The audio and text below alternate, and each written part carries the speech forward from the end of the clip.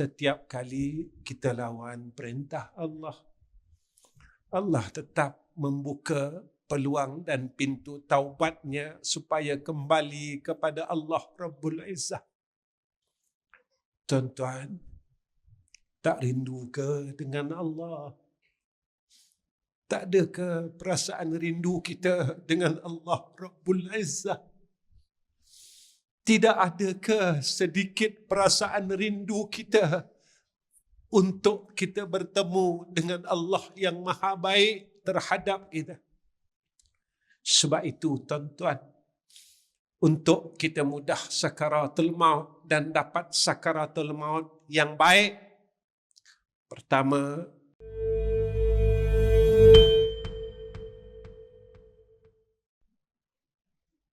tuan-tuan yang saya kasih sekalian, saya bukanlah orang alim yang mempunyai banyak ilmunya,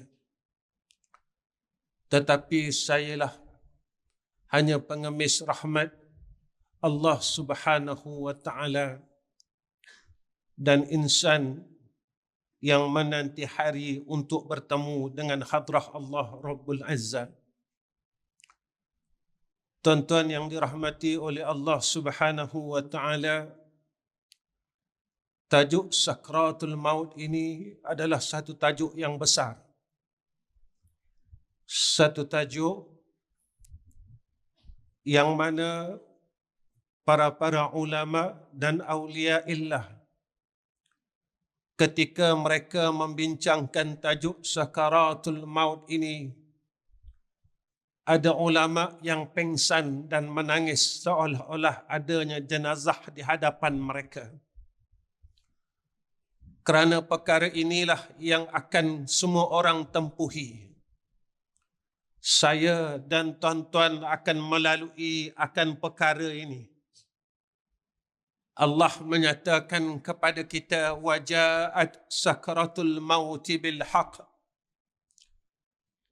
dan datanglah sakaratul maut ini dengan sebenar-benarnya. Satu perkara yang saya tidak boleh lari daripadanya, dan tuan-tuan tidak boleh lari dan menghindar daripadanya.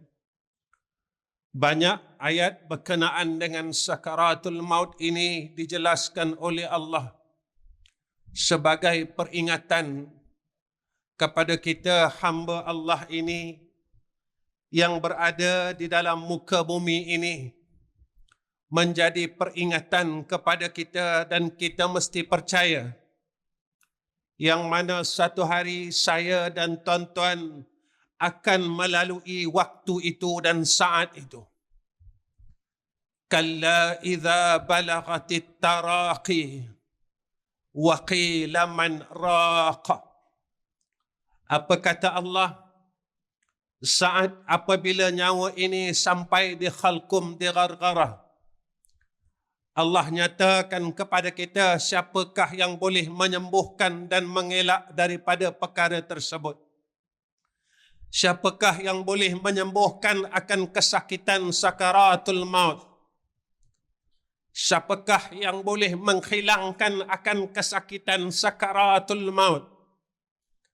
Kerana apa yang disebutkan oleh Imam Al-Ghazali rahimahullahu ta'ala, sakaratul maut ini seumpama katanya ranting yang berduri ini dimasukkan di dalam celah kerongkong kita lalu ditarik dengan secara yang paksa.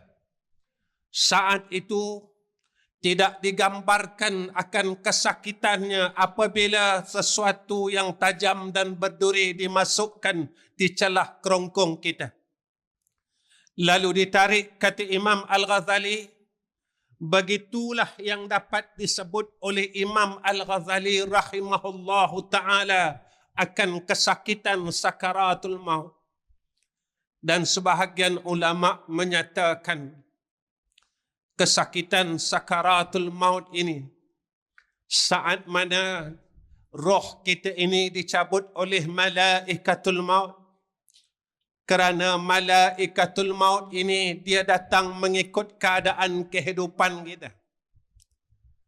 Jika mana kita hidup sebagai orang yang saleh, maka ia datang dengan rupanya seorang pemuda yang tampan dan manis. Dan ia datang kepada kita dengan memberi salam. Tetapi jika dalam saat kehidupan kita ini penuh dengan dosa dan maksiat, yang kita tidak mahu berubah, yang kita tidak mahu berhenti untuk meninggalkan dosa dan kejahatan, yang kita tidak mahu kembali kepada Allah, maka malaikatul maut ini ia akan datang mencabut roh kita ini dengan rupa yang asal. Kakinya berada di 7 petala bumi dan kepalanya berada di langit, kata ulama. Satu hari Nabi Allah Ibrahim alaihissalam didatangi oleh malaikatul maut. Lalu saat itu malaikatul maut hendak mencabut nyawa Nabi Allah Ibrahim alaihissalam. Berkata Sayyiduna Ibrahim, apakah engkau ingin mencabut nyawa kekasih Allah? Tatkala itu tuan-tuan malaikat terhenti untuk mencabut nyawa Sayyiduna Ibrahim alaihissalam. Malaikat maut bertanya kepada Allah Rabbul Izzah, ya Allah, Sayyiduna Ibrahim bertanya kepadaku, apakah aku akan mencabut nyawa kekasih Allah? Lalu Allah berfirman kepada malaikat, katakan kepada Sayyiduna Ibrahim, apakah dia tidak mahu bertemu dengan kekasihnya? Saat malaikatul maut bertemu dengan Nabi Allah Ibrahim dan berkata kepada Sayyiduna Ibrahim alaihissalam, wahai kekasih Allah, Allah berfirman, apakah engkau tidak mahu bertemu dengan kekasihmu?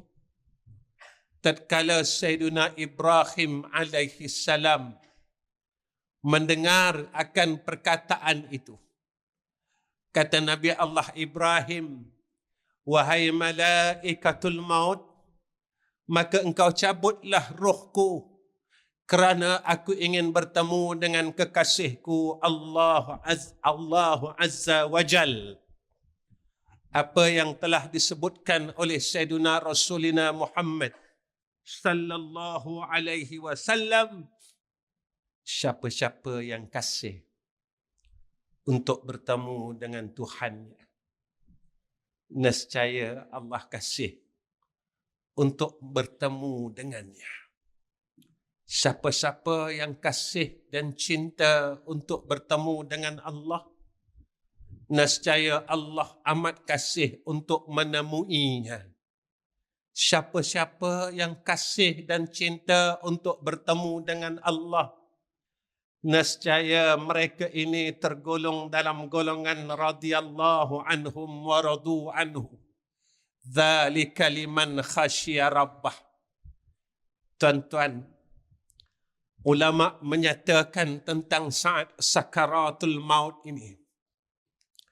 Apa kata ulama ketika mereka menceritakan tentang sakaratul maut? Saat malaikatul maut ini mencabut roh kita daripada kaki, saat itulah tuan-tuan, seluruh urat-urat yang berada di kaki dan di betis kita putus satu persatu. Saat ia tarik roh kita ini keluar sedikit demi sedikit, ketika perut kita berada dalam keadaan berombak, roh kita waktu itu sedang melepasi kaki dan sedang berada di perut kita, tuan-tuan. Sebab itu kalau kita lihat orang sedang nazak, kita tengok perutnya sedang berombak, tuan-tuan. Saat itu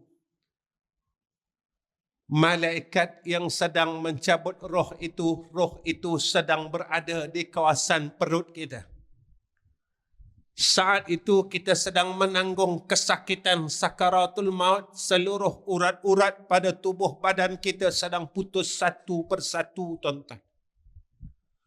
Saat roh ini melalui dada, saat itulah kita lihat jenazah ini berombak dadanya. Dan saat roh ini saat roh ini keluar melalui ubun-ubun, apa kata Nabi sallallahu alaihi wasallam? Maka mata kita akan mengikut di mana roh itu sedang keluar, kata Nabi sallallahu alaihi wasallam. Sebab itu tuan-tuan, bila kita melihat orang yang hampir kepada kematian, kita melihat mata mereka sedang melihat ke atas. Mereka sedang melihat roh mereka sendiri. Dan saat itulah kata Rasulullah sallallahu alaihi wasallam, Allah tasawurkan kepada kita amal baik dan amal jahat kita. Saat itulah kita yakin dengan Allah Subhanahu wa taala, seperti mana yang Allah nyatakan di dalam Al-Quran, wa'bud rabbaka hatta ya'tiyakal yaqin. Beribadahlah kepada Allah, berubudiahlah kepada Allah, jadilah orang yang baik, kata Allah, hatta, sehingga, maksudnya jangan bosan jadi hamba Allah, jangan bosan jadi orang baik, jangan bosan untuk berpenat, berlelah untuk mendapatkan rahmat dan syurga Allah, hatta ya'tiyakal yaqin, sehinggalah datang saat keyakinan. Di manakah saat keyakinan itu? Saat apabila kita melihat roh kita, kata Rasulullah sallallahu alaihi wasallam, saat kita melihat suratan amal kita yang di sebelah kanan, saat kita melihat suratan kejahatan kita pada sebelah kiri, pada waktu itu kita berkata kepada Allah, laula akhartani, ya Allah, boleh tak kau tangguhkan akan kematian kami? Kenapa kita berkata begitu? Apa kata Nabi sallallahu alaihi wasallam?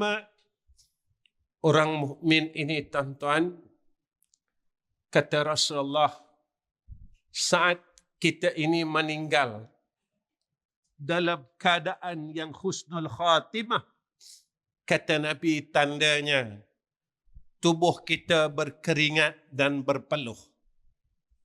Maka ulama menyatakan, kenapakah tubuh kita berkeringat dan berpeluh?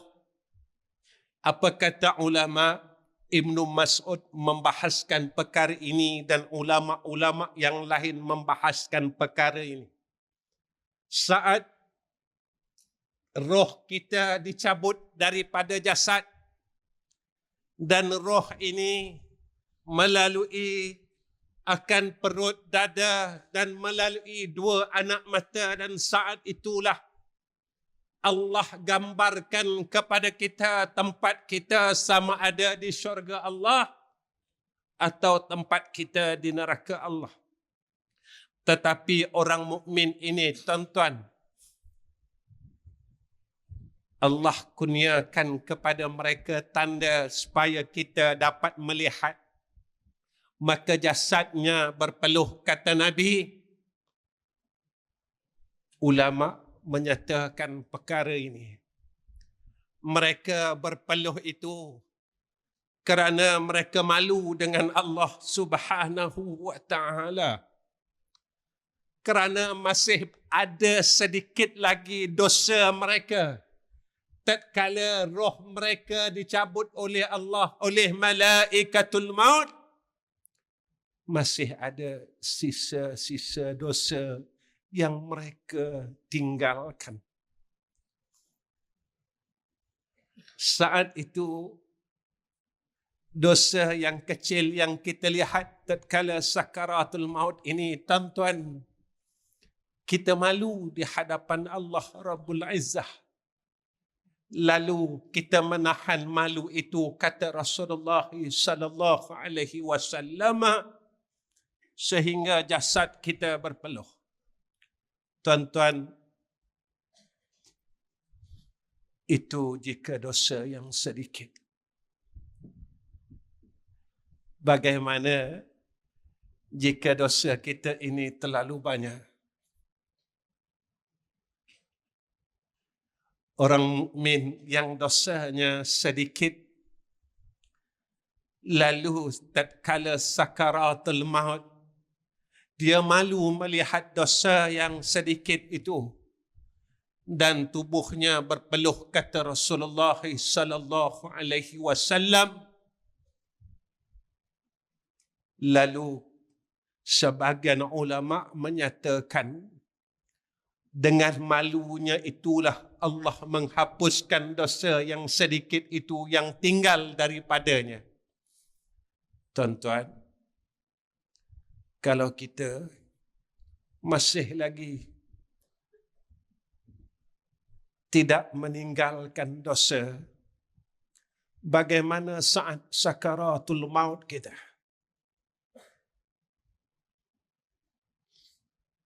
Dosa kita dengan jiran-jiran, dosa kita dengan mak dan ayah, dosa kita sesama orang Islam. Tuan-tuan, dosa kita dengan Allah ini terlalu mudah, sehingga Allah menyatakan di dalam hadis qudsi, walaupun dosa engkau seluas lautan, sebesar gunung yang tinggi, engkau datang kepada aku mengadu hal, bermohon maaf, beristighfar kepada Allah. Lalu apa kata Allah Subhanahu wa ta'ala? La ubali. Aku tidak peduli sebanyak mana dosa engkau. Tetapi ada dosa yang ditangguhkan kemaafannya oleh Allah. Ada dosa yang ditangguhkan keampunannya oleh Allah, iaitu dosa kita dengan makhluk. Dosa kita dengan mak ayah. Dosa kita dengan adik-beradik kita, dengan kakak kita, dengan abang kita, dengan adik-adik kita. Dosa kita dengan jiran kita, dosa kita dengan sekalian orang Islam. Di manakah hendak kita memohon kemaafan tersebut? Di manakah hendak kita meminta maaf kepada mereka jika mereka tidak kita temui? Jika mereka tidak telah bertemu dengan Allah, bagaimanakah nasib kita besok inda sakaratil maut? Dalam keadaan kita melihat dosa kita, tatkala Allah tasawurkan dosa kita. Tuan-tuan, walau tara idhil mujrimuna nakisu ru'usihim 'inda rabbihim Rabbana absarna wa sami'na farji'na na'mal salihah inna mukinun. Saat orang yang penuh dengan dosa dan maksiat, tuan-tuan, hari ini mungkin kita tak nampak dosa kita. Tapi percayalah, saat kita sakaratul maut, baru kita melihat kesalahan kita kepada Allah. Fitrah manusia, dia sering melupakan kesalahannya dan mengingati kebaikannya. Fitrah manusia, dia lupa kesalahannya, tetapi dia sering mengingati kesalahan orang lain yang dilakukan ke atas dirinya. Fitrah manusia, Dia lupa akan kebaikan yang orang pernah lakukan kepadanya, tetapi ia sentiasa mengingati kebaikan apa yang telah dia lakukan pada orang lain. Inilah kita, tuan-tuan.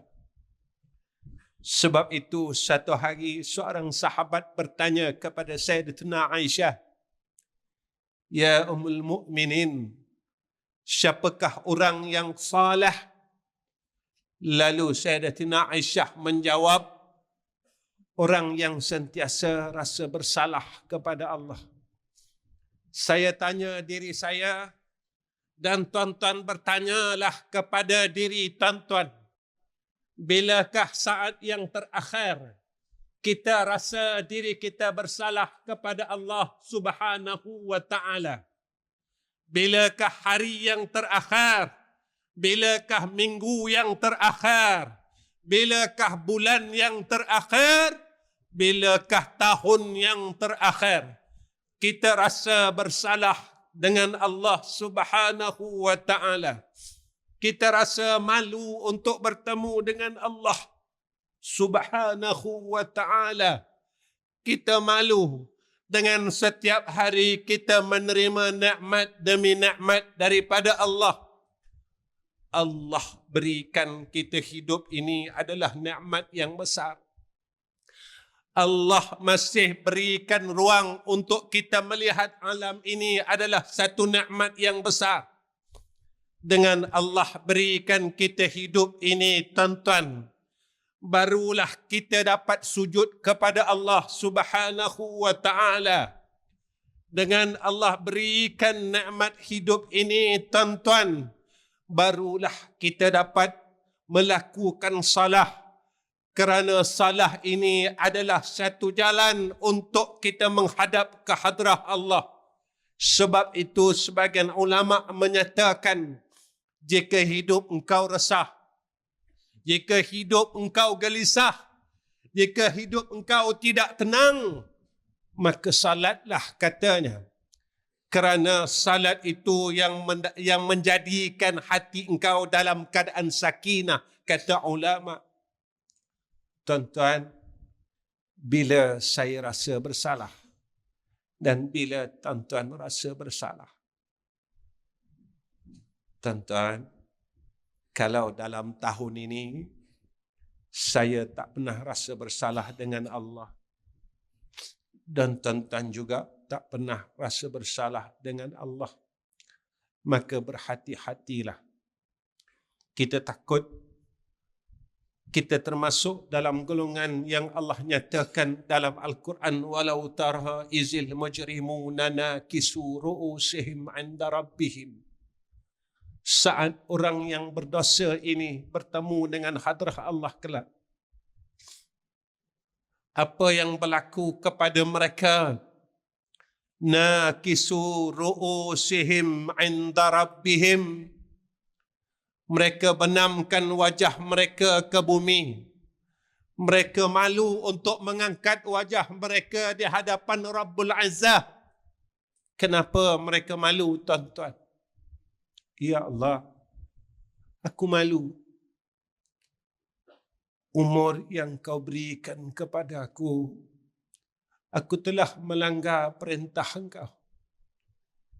Mulut yang kau berikan kepada aku tidak boleh menyebut akan nama engkau, ya Allah. Aku cuma menyebut nama makhluk-makhluk engkau.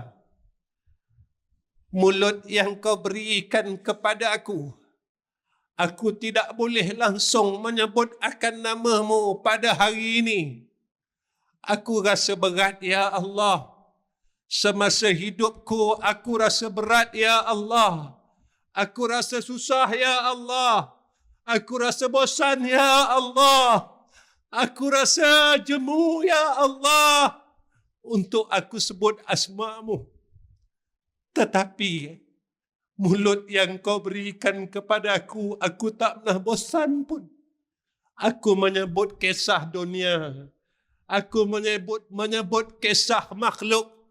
Aku menyebut kisah selain daripada engkau, ya Allah. Saat itu kita rasa malu dengan Allah.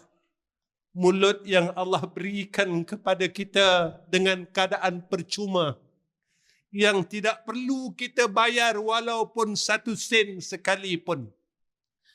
Tetapi mulut ini kita tak mampu sebut nama Allah.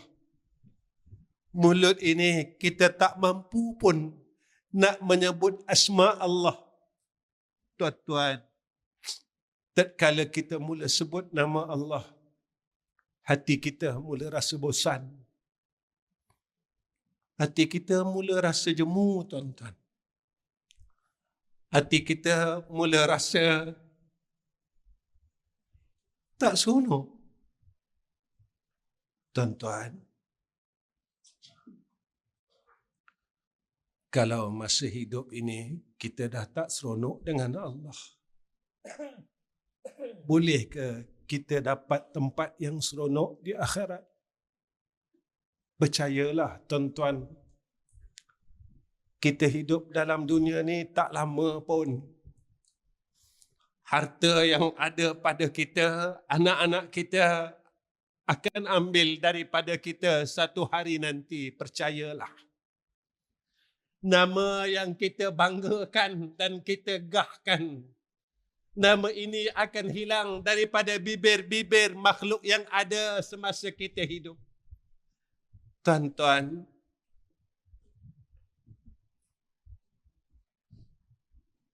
jasad kita ini, apakah kita tahu Allah akan muliakan kita dengan Allah tidak berikan jasad kita ini sebagai makanan cacing-cacing dan ulat di dalam kubur? Ataupun Allah hinakan kita saat kita beberapa bulan di alam kubur, jasad ini menjadi makanan cacing-cacing dan ulat. Cacing-cacing dan ulat tidak mahu memuliakan jasad kita ini kerana jasad yang penuh dengan dosa dan maksiat, mulut yang penuh dengan dosa dan maksiat, mata yang penuh dengan dosa dan maksiat, tangan yang penuh dengan dosa dan maksiat, telinga yang penuh dengan dosa dan maksiat, yang kita masih tidak mahu berhenti mendengar perkara-perkara yang dilarang oleh Allah Subhanahu wa ta'ala.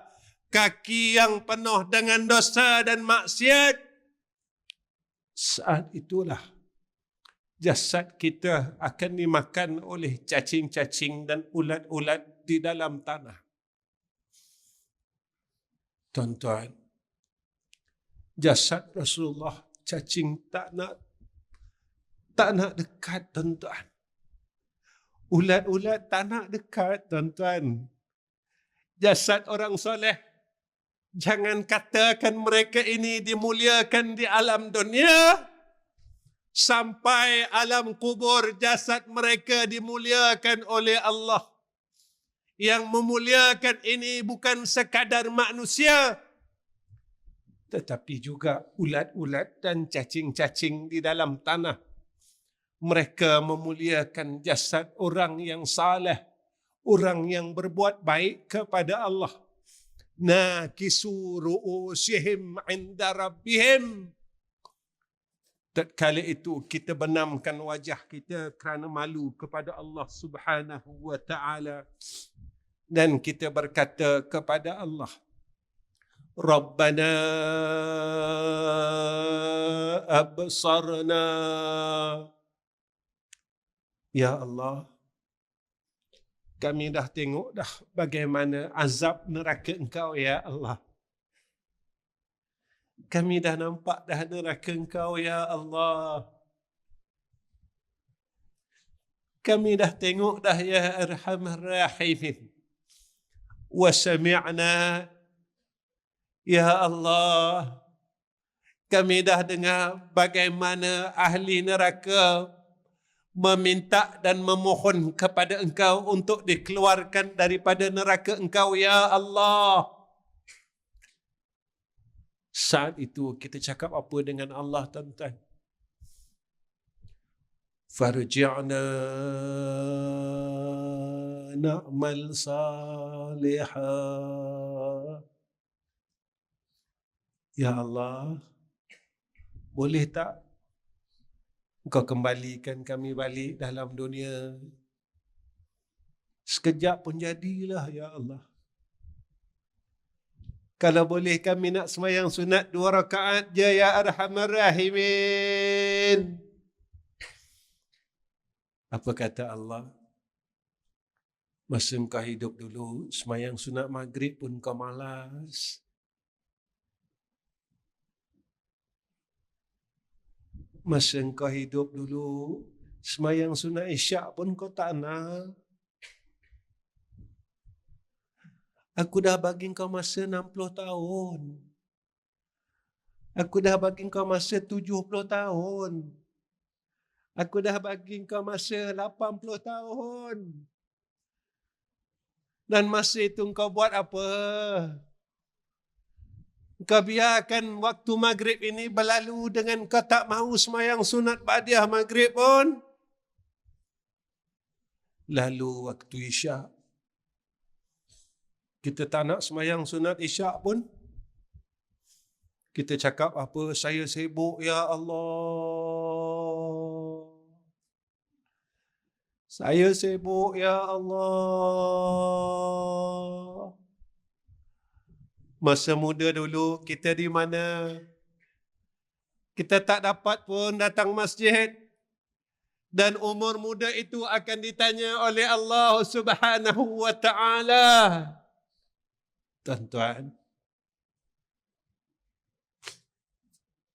saat besok Allah tanya saya, Allah tanya tuan-tuan, wahai Ahmad Rizam bin Ghazali, masa umur muda engkau buat apa? Kita tak boleh jawab di hadapan Allah.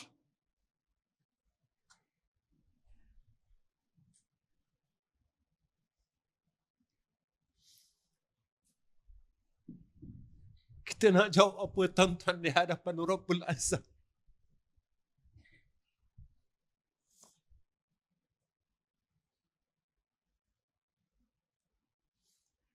Kita nak jawab apa di hadapan Rabbul Azza?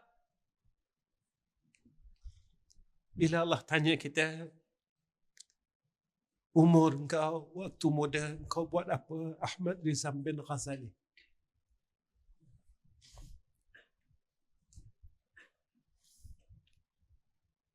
Aku bagi engkau hidup, apa yang kau buat? Aku bagi engkau harta di mana engkau salurkan. Aku bagi engkau sihat, apa yang kau lakukan dengan sihat itu. Aku bagi engkau masa lapang, apa yang kau gunakan dengan masa lapang itu, kata Allah. Kerana Sayyiduna Rasulina Muhammad sallallahu alaihi wasallam mengatakan, tidak akan berganjak 2 kaki anak Adam besok di yaumul mahsyar setelah selesai ditanya 4 soalan itu. Tuan-tuan, saya kena tanya dan tuan-tuan akan kena tanya. Saya berfikir dan tuan-tuan berfikirlah. Selesai tak besok kita? Boleh tak 4 soalan ni ditanya oleh Allah? Kita boleh lepas tak tuan-tuan?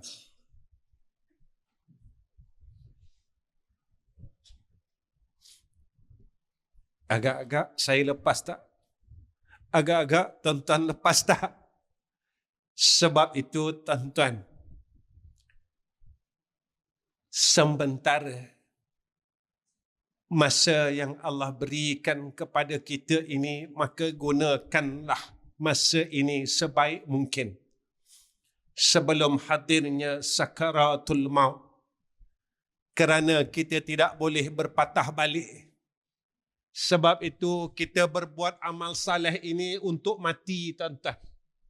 Jangan tunggu mati baru nak buat amal saleh.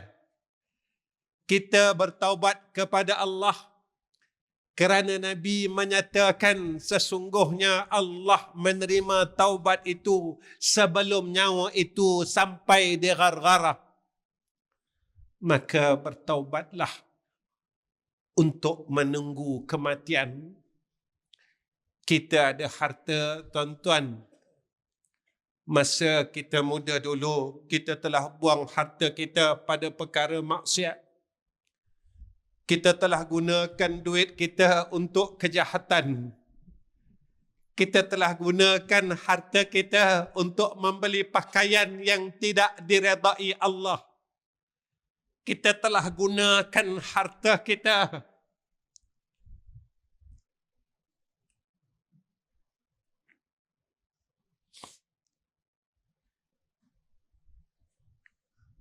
untuk melakukan maksiat kepada Allah.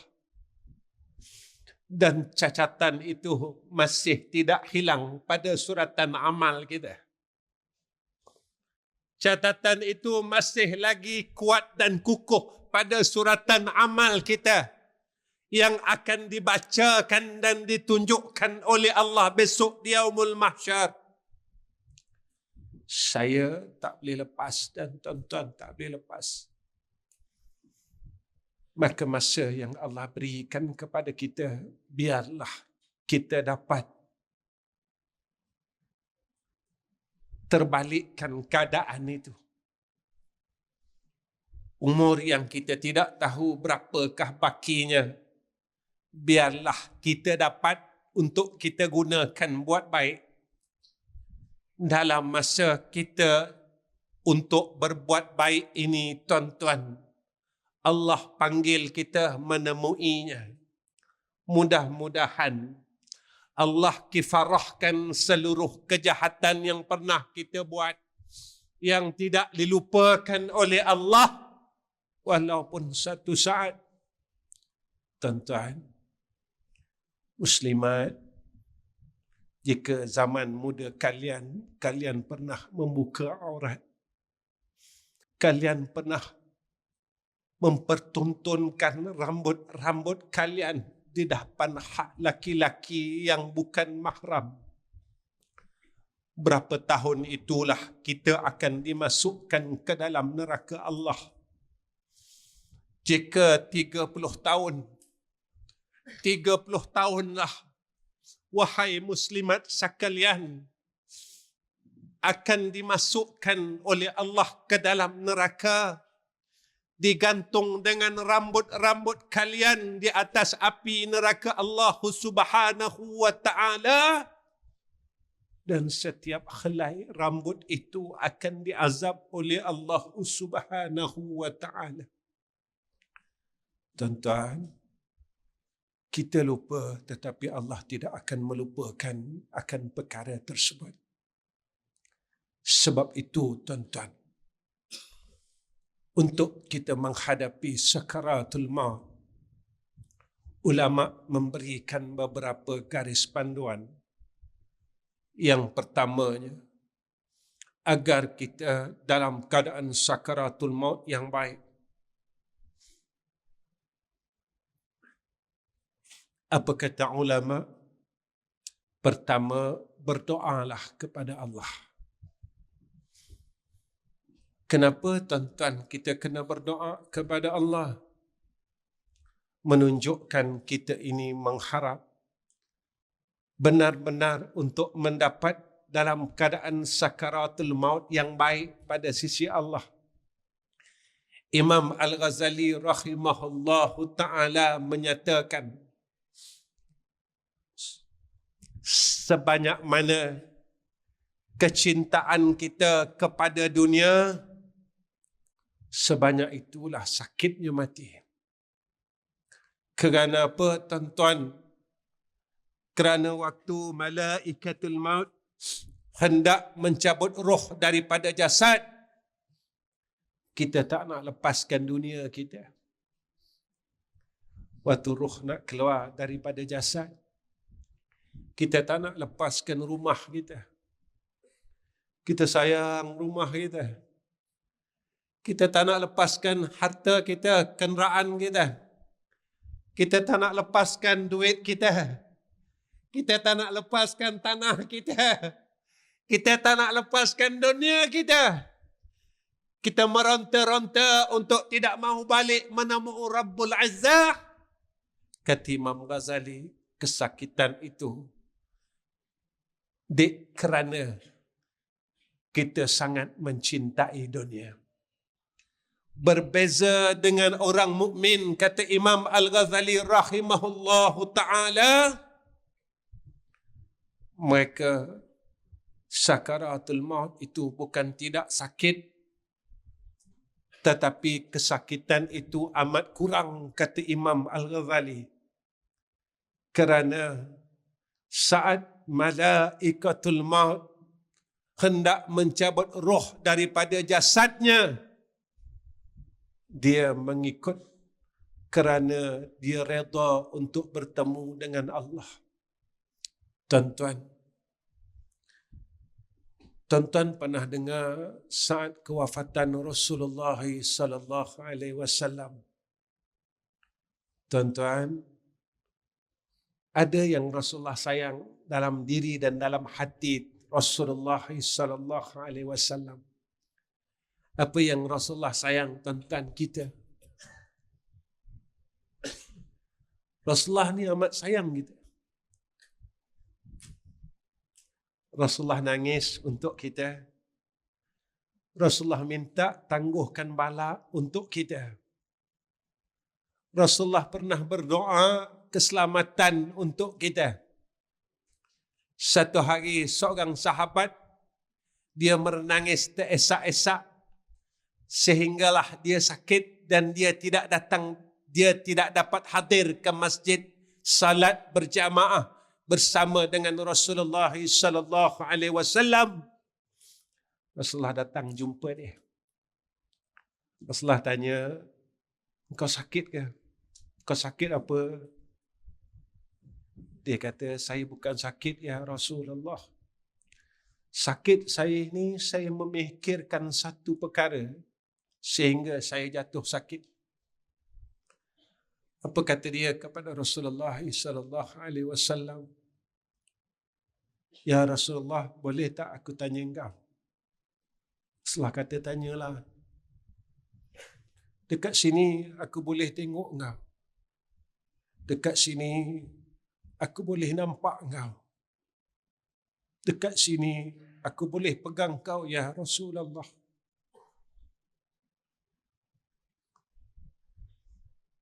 Besok kalau dekat sana, boleh tak aku nak jumpa engkau lagi?" Tuan-tuan, ini insan yang hidup zaman Nabi. Dia masih berfikir, insan yang pernah tengok Nabi, insan yang pernah pegang tangan Nabi, insan yang pernah tengok senyuman Rasulullah sallallahu alaihi wasallam, masih risau tuan-tuan dalam hatinya. "Ya Rasulullah, besok kalau dekat sana, kat mana aku nak tengok engkau dan kat mana aku nak jumpa engkau?" Tuan-tuan, tak ada ke dalam hati kita perasaan macam tu? Kita tak pernah tengok pun Rasulullah. Kita tak pernah pegang pun tubuh Rasulullah. Kita tak pernah tengok pun senyuman Rasulullah. Tapi kita tak pernah rasa risau, kat mana aku nak jumpa Rasul besok di yaumul akhirah.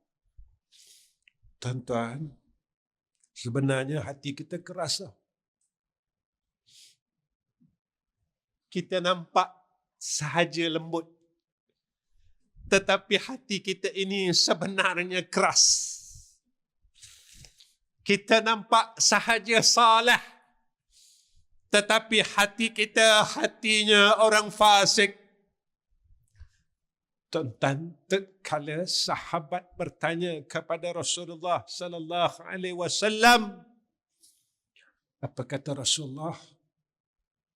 "Wahai sahabatku, kau jangan risau. Kau jumpa aku dekat 3 tempat ni. Kau cari aku dekat 3 tempat ini, kata Rasulullah sallallahu alaihi wasallam. Pertama, Nabi kata, kalau kau cari aku tak jumpa, kau cari aku dekat Telaga Haud, kata Nabi. Kalau kau tak dapat pergi Telaga Haud, kau cari aku dekat Mizan, kata Nabi. Kalau di Mizan kau tak jumpa aku, kau cari aku dekat titian Sirat, kata Rasulullah sallallahu alaihi wasallam. Lalu kata Rasulullah kepada sahabah ini, engkau akan bersama-sama aku di dalam syurga Allah. Sihat dia, tuan-tuan. Sebab itu, tuan-tuan, banyak perkara yang kita sayang, tetapi tatkala kita diberi pilihan antara makhluk dan Allah, maka orang yang hatinya sentiasa merindui Allah, dia akan memilih Allah Rabbul Izzah. Tatkala wafat Rasulullah sallallahu alaihi wasallam, saat sakaratul maut Sayyiduna Rasulina wa Habibina Muhammad sallallahu alaihi wasallam, malaikah berkata kepada Sayyidina Rasul, Ya Habib Allah, wahai kekasih Allah, apakah engkau mahu aku minta dengan Allah untuk menangguhkan akan saat kewafatanmu dan kematianmu? Apa kata Nabi? Jangan. Aku rindu untuk bertemu dengan Tuhanku yang maha tinggi. Tuan-tuan, saya tanya diri saya dan tuan-tuan bertanya dengan diri tuan-tuan. Bilakah kita merasakan kerinduan kita dengan Allah? Bilakah hari terakhir kita merasakan kerinduan kita dengan Allah Rabbul Izzah? Saya tanya diri saya, tuan-tuan tanya diri tuan-tuan. Tak rindu ke dengan Allah? Tak rindu ke tuan-tuan dengan Allah? Tak rindukah kita dengan Allah yang terlalu baik kepada kita? Yang menangguhkan segala kemarahannya kepada kita. Saat kita buat jahat, Allah tangguhkan kemarahannya kepada kita. Setiap kali kita bersalah kepada Allah, Allah tetap berbuat baik kepada kita. Setiap kali kita lawan perintah Allah, Allah tetap membuka peluang dan pintu taubatnya supaya kembali kepada Allah Rabbul Izzah. Tuan-tuan, tak rindu ke dengan Allah? Tak ada ke perasaan rindu kita dengan Allah Rabbul Izzah? Tidak ada ke sedikit perasaan rindu kita untuk kita bertemu dengan Allah yang maha baik terhadap kita? Sebab itu, tuan-tuan, untuk kita mudah sakaratul maut dan dapat sakaratul maut yang baik, pertama, doa. Saya ambil satu hadis riwayat Tabrani. Hadis ini saya ambil daripada 2 kitab, Tazkiyatun Nafs dan Nasaihul Ibad.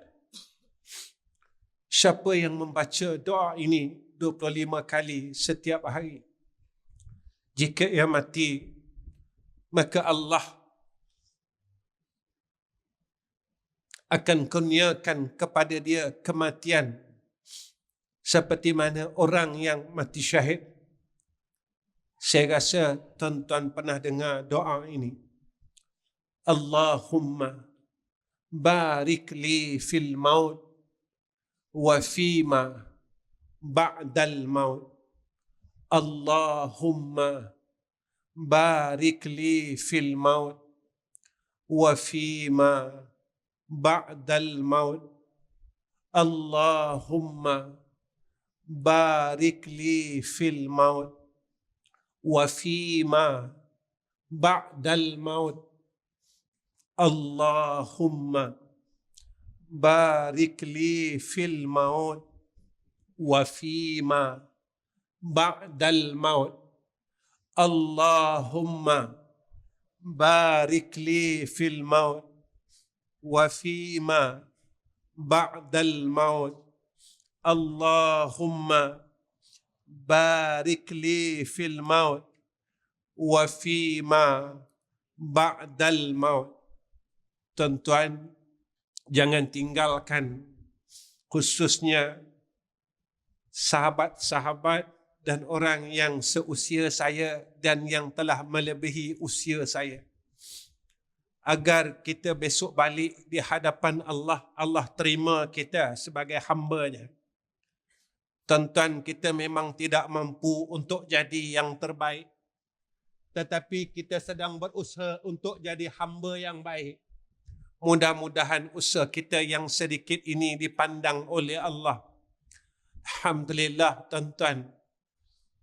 Doa Allahumma barik li fil maut wa fima ba'dal maut ini saya beramal hampir 30 tahun lebih daripada umur saya 20 tahun.